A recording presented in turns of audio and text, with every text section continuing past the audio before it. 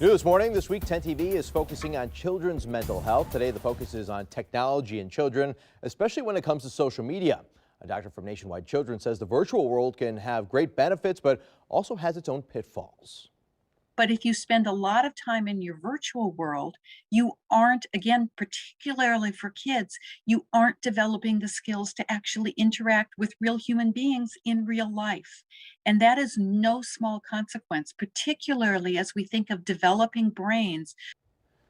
The typical human brain is not fully developed until the age of 25. Dr. Freistad says virtual reality does not allow for the same development as meeting others in person. She recommends parents set limits for technology, try rules like no phones at the dinner table. Having those family conversations could also help your child's development.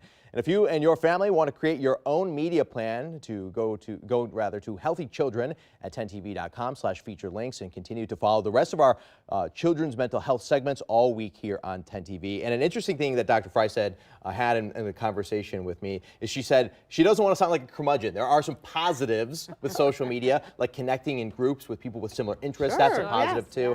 She says one of the negatives she's seeing is a lot of children and teens are turning it into a brand now, like their page is a brand.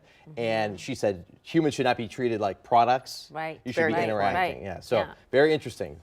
I love that. No phones, no technology at the dinner table. Absolutely. That's our time to look at each other in the eyes.